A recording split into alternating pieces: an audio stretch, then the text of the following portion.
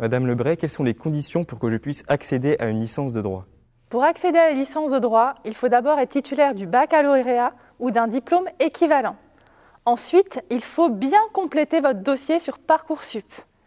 Et à cet égard, pour la licence de droit, il vous est demandé de vous soumettre à un questionnaire d'auto-évaluation afin que vous puissiez voir si les études de droit sont susceptibles ou non de vous plaire. Et enfin, une précision importante, c'est que nous accueillons en licence de droit tous les profils. Donc, quelles que soient vos options choisies au baccalauréat, vous pouvez être accueilli en licence de droit. Comment se déroule concrètement une licence de droit?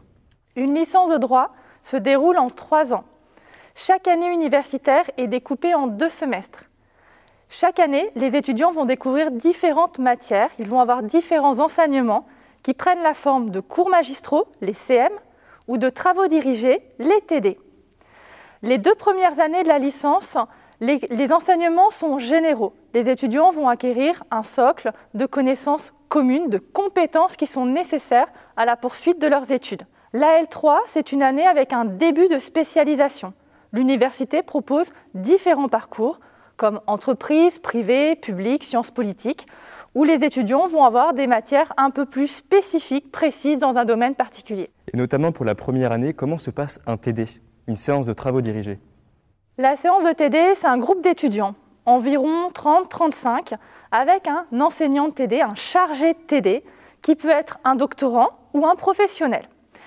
La séance de TD, ça doit être une séance interactive. C'est une discussion entre les étudiants et le chargé de TD. Le chargé de TD, il est là pour accompagner les étudiants, les orienter, leur faire se poser des questions. Questions sur des documents qu'ils auront préalablement travaillés. Donc pour chaque séance de TD, les étudiants doivent préparer une séance, ils ont un fascicule avec des documents, des exercices à faire. Et le chargé de TD, il va diriger cette séance, il va soulever des questions, titiller, organiser des débats, pour que la séance elle soit vraiment sympathique, conviviale, interactive et que les étudiants progressent. À quelles évaluations les étudiants en droit sont confrontés? Les étudiants en droit sont confrontés à 2 types d'évaluations. Les évaluations terminales, qui ont lieu à la fin de chaque semestre d'enseignement, et des épreuves de contrôle continu. Les épreuves de contrôle continu, elles ont lieu dans le cadre des travaux dirigés. En tant qu'étudiant, je dois donc préparer ma séance de travaux dirigés, mais quelle est la charge que représente concrètement ma première année de droit, la charge de travail? Par semaine, un étudiant a environ 20-24 heures de cours. À ces 20-24 heures de cours, donc CM et ou TD, il faut ajouter le travail personnel. Et ce travail personnel, c'est l'apprentissage des cours qui ne donnent pas lieu à des TD et la préparation des TD. Cette préparation de TD en première année, elle va être assez lourde puisque les étudiants vont être confrontés pour la première fois à un arrêt de la Cour de cassation, à une décision du Conseil d'État, à une dissertation juridique, à un commentaire de texte, exercice qu'ils n'ont pas l'habitude de faire. Donc la préparation de TD, c'est environ une dizaine d'heures au début. Alors après, c'est beaucoup plus rapide quand on est aguerri à un exercice, aguerri à la lecture d'un arrêt, c'est beaucoup plus rapide. En tant qu'étudiant, je peux être donc confronté à des difficultés, si oui, lesquelles, et quelles sont les réponses que vous, le corps professoral, vous apportez, mais aussi plus généralement la faculté? La première difficulté, certainement à l'université, c'est l'organisation du travail. Donc on l'a vu, il y a environ 20-24 heures de cours et ce travail personnel a étalé tout au long de la semaine. Donc les étudiants, généralement, ils se disent « j'ai pas le temps, je vais être submergé » et c'est source de stress. Il faut bien se dire que tout rentre dans la semaine. Il suffit d'exploiter toutes les heures, entre guillemets, creuses, entre 2 heures de cours, etc. Donc savoir s'organiser, se faire un emploi du temps et s'y tenir. La deuxième difficulté, elle est d'ordre méthodologique. Les étudiants sont confrontés pour la première fois à des décisions de justice, à des exercices qu'ils n'ont pas l'habitude de faire, et donc ils vont devoir acquérir cette méthodologie juridique. Pour les accompagner, il y a différents remèdes qui ont été mis en œuvre par l'université, un fascicule méthodologique, des ressources méthodologiques mises en ligne par les enseignants, et Juris Nantes a mis en place le tutorat pour accompagner les étudiants de L1 et de L2. Dans ce cadre du tutorat, quels sont les étudiants, quel est le type d'étudiants qui assurent ces séances de tutorat? Les séances de tutorat sont assurées par des étudiants de licence 3 et de master. Donc ce sont des étudiants qui ont été eux-mêmes confrontés aux difficultés et qui vont pouvoir transmettre leur expérience, leurs petits trucs magiques aux étudiants de L1 et de L2. Donc c'est un partage de connaissances et une entraide entre étudiants. Comment est-ce que, en tant qu'étudiant, je peux compléter ma formation ? Pour compléter votre formation, le premier conseil que je pourrais vous donner, c'est de suivre l'actualité. Donc lire la presse, alors pas forcément la presse écrite, vous avez maintenant toute cette presse écrite qui est sur Internet avec des applications sur votre téléphone, mais vraiment suivez l'actualité, ouvrez-vous au monde qui vous entoure.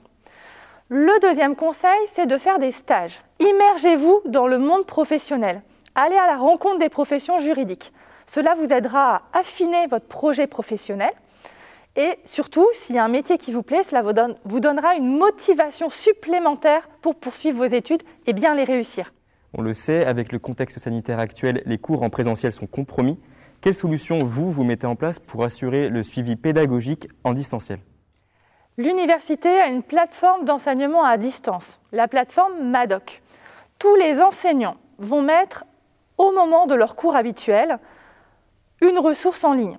Ça peut être un cours papier, une vidéo, un podcast, ou alors ils peuvent également faire un cours en visioconférence.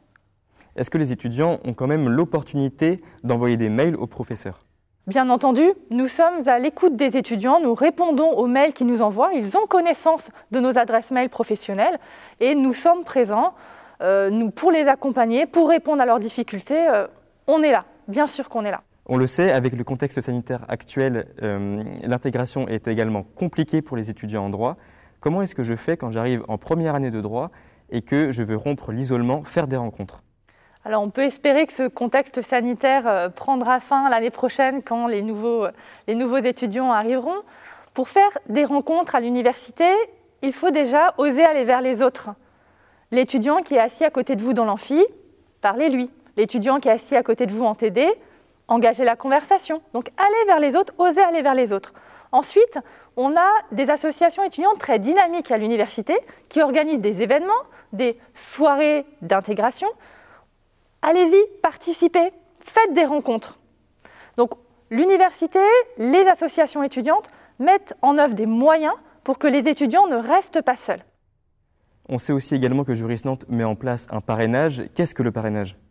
Le parrainage, c'est un étudiant de licence 2, de licence 3, qui va accompagner un licence 1, un primo-entrant à l'université.